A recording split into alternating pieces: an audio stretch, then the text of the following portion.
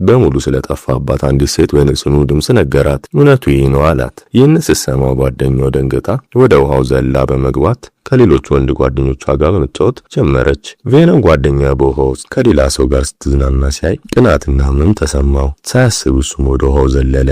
እንዴት መዋኘት እንዳለበት ባያውቅም ከጥቂት ሰከንዶች በኋላ ሰውነቱ መስጠም ጀመረ። ትንፋሹ እያጠረ ሳለ ዋናው አሰልጣኝ ደርሶ ከሞት አፋፍ አወጣው። ከጥቂት ቆይታ በኋላ የቬነም እናት ዜናው ደረሳት። ወደ ኮሌጅ በመሄድ ነገሮችን ለሱ ለማስረዳት ሞከረች። አንዲት መምህር እሷን ለማረጋጋት ወደ ጎን ስትወስዳት ሰራተኞች ሁሉ በዝምታ ይታዘቡ ነበር።